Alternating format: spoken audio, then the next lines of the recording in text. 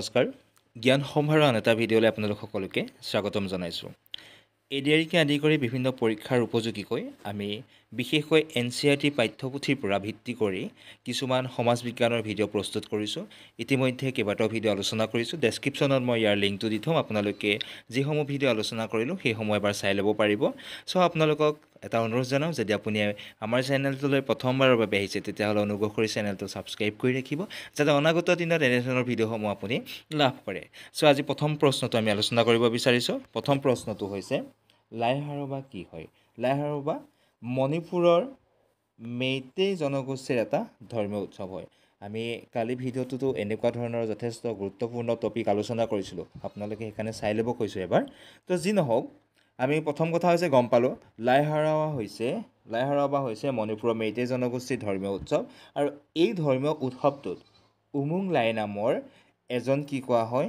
পবিত্ৰ বন দেৱতাক পূজা অৰ্চনা কৰা হয় প্ৰশ্ন আহিব পাৰে লাই হাৰবাৰ লগত কোনজন বন দেৱতা বা কোনজন দেৱতা জড়িত হৈ আছে চ' মনত ৰাখিব লাগিব উমুং লাই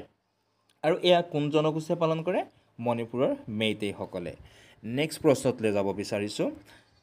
খুব গুৰুত্বপূৰ্ণ কেইটামান আমাৰ ভাৰতীয় ইতিহাসত নাম থকা বংশ এটা হৈছে দাহ বংশ চ' দাহ বংশৰ প্ৰতিষ্ঠাপক আছিল কুতুবুদ্দিন আইবাক এইটো আমি সকলোৱে জানো কিন্তু ইয়াৰ লগত জড়িত বিভিন্ন ধৰণৰ প্ৰশ্ন আহিব পাৰে কেনেকুৱা প্ৰশ্ন আহিব পাৰে আমি চাওঁ এবাৰ দাহ বংশৰ ইলতুৎমিছ দাহ তেওঁ হৈছে দাহ বংশৰ শ্ৰেষ্ঠ চুলতান প্ৰশ্ন আহিব পাৰে দাহ বংশৰ শ্ৰেষ্ঠ চুলতান কোন বুলি তেতিয়াহ'লে আমি লিখিব লাগিব ইলতুৎমিছ দাহ নেক্সট আমি চাওঁ দিল্লীৰ প্ৰখ্যাত কুতুব মিনাৰ আমি কুতুব মিনাৰৰ কথা সকলোৱে জানো কুতুব মিনাৰ সজোৱা কাম আৰম্ভ কৰিছিলে চুলতান কুতুবুদ্দিন আইবাকে আৰু ইলতুৎমিছে এই কাম শেষ কৰিছিলে গতিকে কেতিয়াবা আমাৰ কুতুবুদ্দিন আইবাকে কুতুব মিনাৰৰ কথা আমি সকলোৱে গম পাওঁ প্ৰশ্ন এনেকৈ আহিব পাৰে কুতুব মিনাৰ নিৰ্মাণৰ কাম কোনজন চুলতানে শেষ কৰিছিলে তেতিয়াহ'লে আমি লিখিব লাগিব ইলতুৎমিছে শেষ কৰিছিলে মনত ৰাখিব নেক্সট আমি চাওঁ ৰেজিয়া চুলতানা খুব গুৰুত্বপূৰ্ণ হয় এইটো ৰেজিয়া চুলতানা আছিল দিল্লী সিংহাসন আৰোহণ কৰা প্ৰথম আৰু একমাত্ৰ মহিলা এইটো তথ্যটো প্ৰথম আৰু একমাত্ৰ মহিলা কিহৰ বাবে দিল্লীৰ সিংহাসন আৰোহণ কৰা খুব গুৰুত্বপূৰ্ণ কথা চ' নামটো মনত ৰাখিব লাগিব ৰেজিয়া চুলতানা তেওঁ কোন আছিলে দাহ বংশৰে আছিলে নেক্সট আমি চাওঁ গিয়াছুদ্দিন বলবন দাহ বংশৰ শেষ ৰজা আছিলে গিয়াছুদ্দিন বলবন আছিলে এই দাহ বংশৰ শেষৰজন ৰজা এইকেইটা গুৰুত্বপূৰ্ণ তথ্য আপোনালোকলৈ অৱগত কৰিলোঁ নেক্সট আমি চাওঁ এতিয়া গিয়াছুদ্দিন বলবনৰ শাসনকালত প্ৰখ্যাত পৰিব্ৰাজক মাৰ্কো পলোৱে ভাৰতবৰ্ষ ভ্ৰমণ কৰিছিলে এইটো এটা অত্যন্ত গুৰুত্বপূৰ্ণ মাৰ্কো পলোৱে কি কৰিছিলে কাৰ দিনত ভাৰতবৰ্ষ ভ্ৰমণ কৰিছিলে মনত ৰাখিব লাগিব গিয়াছুদ্দিন বলবনৰ দিনত নেক্সট আমি যাওঁ খিলিজি বংশলৈ এইটো এটা অত্যন্ত গুৰুত্বপূৰ্ণ বংশ জালালুদ্দিন ফিৰোজ শ্বাহ খিলিজিয়ে খিলিজি বংশৰ কি আছিলে প্ৰথমজন চুলতান আছিলে নেক্সট আমি মনত ৰাখিব লাগিব আলাউদ্দিন খিলিজি আছিলে খিলিজি বংশৰ শ্ৰেষ্ঠ চুলতান এই দুটা খুব গুৰুত্বপূৰ্ণ ডাটা নেক্সট আমি যাওঁ এতিয়া তুগলক বংশলৈ যাওঁ তুগলক বংশলৈ অহাৰ লগে লগে তুগলক বংশৰ প্ৰতিষ্ঠাতা আছিলে গিয়াছুদ্দিন তুগলক মনত ৰাখিব লাগিব এইটো কথা তুগলক বংশৰ প্ৰতিষ্ঠাপক আছিলে গিয়াছুদ্দিন তুগলক নেক্সট আমি যাওঁ মহম্মদ বিন তুগলকৰ দিনতে কাৰ্ডিনাল মহম্মদ বিন তুগলকৰ দিনতে মৰক্কোৰ পৰ্যটক ইবন বতুতা ভাৰতবৰ্ষলৈ আহিছিলে মনত ৰাখিব ইবন বতুতা কাৰ দিনত আহিছিলে মহম্মদ বিন তুগলকৰ দিনত আহিছিলে এতিয়া কথা হ'ল ইবন বতুতাই তেওঁৰ গ্ৰন্থ ৰেহেনাত প্ৰশ্ন আহিব পাৰে ৰেহেনাখন কোনজন পৰ্যটকৰ আছিলে তেতিয়াহ'লে আমি লিখিব লাগিব ৰেহেনাখন ইবন বতুতাই লিখিছিলে আৰু ৰেহেনাত কাৰ বিষয়ে উল্লেখ কৰিছিলে বুলি প্ৰশ্ন আহিব পাৰে তেতিয়া লিখিব লাগিব মহম্মদ বিন তুগলকৰ বিষয়ে ইয়াতে কি কৰিছিলে তেখেতে অৱলোকন কৰিছিলে নেক্সট চাওঁ আমি মহম্মদ বিন তুগলকৰ পৃষ্ঠপোষকতাত দিল্লীৰ বেগমপুৰী মছজিদ এইটো এটা অত্যন্ত গুৰুত্বপূৰ্ণ হয় বেগমপুৰী মছজিদ কোনজন চুলতানৰ দিনত নিৰ্মাণ কৰা হৈছিলে তেতিয়া লিখিব লাগিব মহম্মদ বিন তুগলকৰ দিনত শেষৰ এইটো ডাটা অত্যন্ত গুৰুত্বপূৰ্ণ তুগলক বংশৰ সেই চুলতান মামুদ শ্বাহ তেতিয়া প্ৰশ্ন আহিব পাৰে তুগলক বংশৰ শেষৰজন চুলতান কোন আছিলে এনচাৰ লিখিব লাগিব মামুদ শ্বাহ মনত ৰাখিব আমি নেক্সট যাওঁ লুডি বংশলৈ লুডি বংশৰ এইটো এটা গুৰুত্বপূৰ্ণ তথ্য বাহালুল লুডিয়ে এই বংশ প্ৰতিষ্ঠা কৰিছিলে চ' লুডি বংশ কোনে প্ৰতিষ্ঠা কৰিছিলে বাহালুল লুডিয়ে নেক্সট আমি যাওঁ ইব্ৰাহিম লোধি আছিলে শেষৰজন চুলতান ক'ৰ ইব্ৰাহিম লোডি আছিলে কি বংশৰ আছিলে বুলি ক'লোঁ আপোনালোকক লোডি বংশৰ শেষৰজন কোন আছিলে চুলতান ইব্ৰাহিম লোডি মনত ৰাখিব নেক্সট আমি যাওঁ থেৰুকথু কি অত্যন্ত গুৰুত্বপূৰ্ণ প্ৰশ্ন এইবিলাক থেৰুকথু কি থেৰুকথু হৈছে তামিলনাডুৰ এক প্ৰাচীন কলা মনত ৰাখিব থেৰুকথু হৈছে তামিলনাডুৰ এক প্ৰাচীন কলা বা নৃত্য আপোনালোকে কেতিয়াবা গুগলত মাৰি চাই ল'ব পাৰে নেক্সট আমি যাওঁ গুপ্ত বংশলৈ আহিব বিচাৰিছোঁ গুপ্ত বংশত শ্ৰীগুপ্তই গুপ্ত বংশ প্ৰতিষ্ঠা কৰিছিলে কোনে প্ৰতিষ্ঠা কৰিছিলে প্ৰশ্ন আহিব পাৰে শ্ৰীগুপ্তই গুপ্ত বংশ প্ৰতিষ্ঠা কৰিছিলে নেক্সট আমি চাওঁ চন্দ্ৰগুপ্তই প্ৰথমে মহাধীৰাজ উপাধি লৈছিলে এইটো বিভিন্ন পৰীক্ষাত আহে এই প্ৰশ্নটো মহাধীৰাজ উপাধি গ্ৰহণ কৰা কোন বুলি ক'লে চন্দ্ৰগুপ্তই প্ৰথমেই মহাধীৰাজ উপাধি গ্ৰহণ কৰিছিলে গুপ্ত বংশৰ কথা মনত ৰাখিব নেক্সট আমি চাওঁ এলাহাবাদ প্ৰশস্তিৰ লেখকগৰাকীৰ নাম কোন আছিলে এইটো গুপ্ত যুগৰে এটা তথ্য হয় এলাহাবাদ প্ৰশস্তিৰ লেখকগৰাকী হৈছে হৰিসেন এইটো এটা মনত ৰাখিব ই এটা যথেষ্ট ইম্পৰ্টেণ্ট প্ৰশ্ন হয় হৰিসেন আছিলে এলাহাবাদ প্ৰশস্তিৰ কি আছিলে লেখক নেক্সট আমি চাওঁ সমুদ্ৰগুপ্তৰ সমসাময়িক কামৰূপৰ ৰজাজনৰ নাম হৈছে পুষ্যবৰ্মন এই প্ৰশ্নটো আহে সমুদ্ৰগুপ্তৰ সমসাময়িক কামৰূপৰ ৰজাজনৰ নাম কি আছিলে পুষ্যবৰ্মন গুপ্ত সাম্ৰাজ্য কালত ভাৰতৰ সোণালী যুগ বুলি অভিহিত কৰা হয় কাক কোৱা হয় গুপ্ত সাম্ৰাজ্য কালক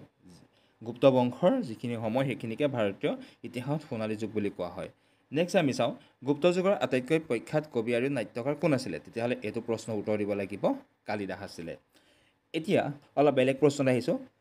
অৰুণাচল প্ৰদেশৰ কামেং নদীখনক অসমত কি নামেৰে জনা যায় অৰুণাচল প্ৰদেশৰ কামেং নদীখনক অসমত জীয়া ভৰলী হিচাপে জনা যায় নেক্সট প্ৰশ্নলৈ যাওঁ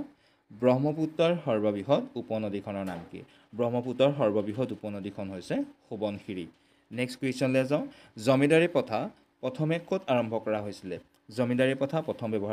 ব্যৱস্থা কৰা হৈছিলে ৱেষ্ট বেংগলত নেক্সট আমি যাওঁ হোম ৰুল লীগ আৰম্ভ হৈছিলে হোম ৰুল লীগ কোনে আৰম্ভ কৰিছিলে এনে বেচান্তে ইতিমধ্যে আমি আগৰ ভিতৰত ইয়াৰ বিষয়ে কিছু কথা পাতিছিলোঁ নেক্সট কুৱেশ্যন যাওঁ এইটো এটা অত্যন্ত গুৰুত্বপূৰ্ণ ভাৰতত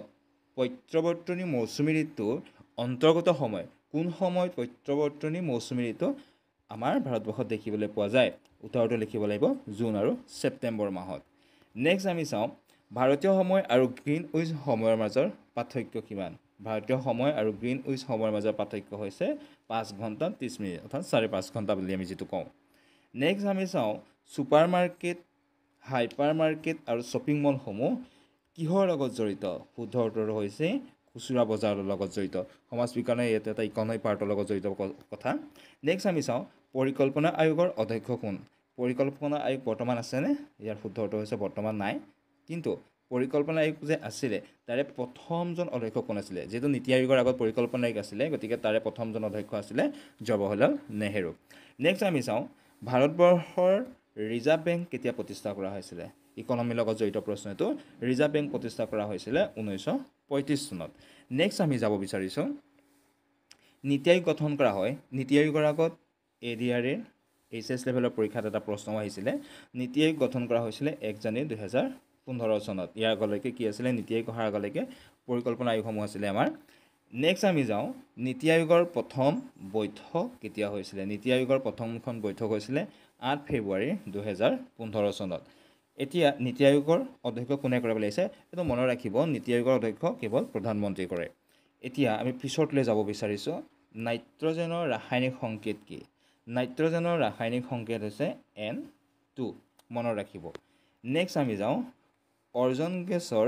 অণুৱে কি ৰশ্মি শোষণ কৰে অৰ্জন গেছৰ অণুসমূহে অতি বেঙুনীয়া ৰশ্মি শোষণ কৰে গুৰুত্বপূৰ্ণ প্ৰশ্ন নেক্সট আমি যাওঁ বায়ুমণ্ডলৰ চাপ জোখা চাপৰ জোখ ক'ত লোৱা হয় বায়ুমণ্ডলৰ আমি চাপ যে কওঁ একচুৱেলি সেই চাপৰ জোখ ক'ত লোৱা হয় শুদ্ধ উত্তৰ হৈছে সাগৰ পৃষ্ঠত লোৱা হয় আৰু কি কৰা হয় বুলি কোৱা হৈছে বেৰমিটাৰৰ দ্বাৰা কি কোৱা হৈছে বায়ুমণ্ডলৰ চাপৰ জোখ লোৱা হয় তো আমি এটা নতুন আৰু খুব গুৰুত্বপূৰ্ণ ইয়াতে ডাটা লৈছিলোঁ সেইটো হৈছে কোৰিঅলিছ বল বুলিলে কি বুজায় এই তথ্যটো আপোনালোকে যদি পাইছে তেতিয়াহ'লে বেলেগ কথা কিন্তু খুব গুৰুত্বপূৰ্ণ হয় কোৰিঅলিছ বল বুলিলে আমি তাপকেন্দ্ৰিক শক্তিক বুজি পাওঁ কিহক বুজি পাওঁ তাপকেন্দ্ৰিক শক্তিক বুজি পাওঁ নেক্সট আমি চাওঁ আল্পছ পৰ্বতমালাৰ উত্তৰ ফালেদি বলা বতাহক কি বোলে এইবিলাক প্ৰশ্ন কিন্তু আহে। আলপছ পৰ্বতমালাৰ উত্তৰ ফালেদি বলা বতাহক ফণু বতাহ বুলি কোৱা হয়, মনত ৰাখিব। গতিকে নেক্সট আমি এটা খুব গুৰুত্বপূৰ্ণ প্ৰশ্নলৈ যাব বিচাৰিছোঁ, চিল্কা হ্ৰদ কোন ৰাজ্যত আছে? এনেকুৱা ধৰণৰ প্ৰশ্ন আহে। তো আমি চিল্কা হ্ৰদ শব্দটো শুনাৰ লগে লগে এইটো ক'ত পাইছে বুলি ভাবিলে নহ'ব। NCERT কিতাপত খুব ধুনীয়াকৈ আছে, উৰিষ্যাত আছে। চিল্কা হ্ৰদ ক'ত আছে? উৰিষ্যাত আছে, আমি মনত ৰাখিব লাগিব। ভাৰতৰ সোঁমাজেদি কি ৰেখা পাৰ হৈ গৈছে? ই এটা অত্যন্ত গুৰুত্বপূৰ্ণ প্ৰশ্ন। ভাৰতৰ সোঁমাজেদি কৰ্কটক্ৰান্তি ৰেখা পাৰ হৈ গৈছে। চ' আমি কাইলৈ ইয়াৰ লগত জড়িত আৰু বিভিন্ন ধৰণৰ প্ৰশ্ন আলোচনা কৰিম। আজি এইকেইটা প্ৰশ্ন আপোনালোকে এবাৰ খুব গুৰুত্ব সহকাৰে অধ্যয়ন কৰক। যদি কিছু ইয়াতে আপোনালোকে জনা নাছিলে সেইসমূহ নতুনকৈ লিপিবদ্ধ কৰক, আৰু যদি জানিছে তেতিয়াহ'লে আপোনালোকে এবাৰ ৰিভিজন হৈ গৈছে বুলি ভাবিছোঁ। চ' আজিলৈ নমস্কাৰ।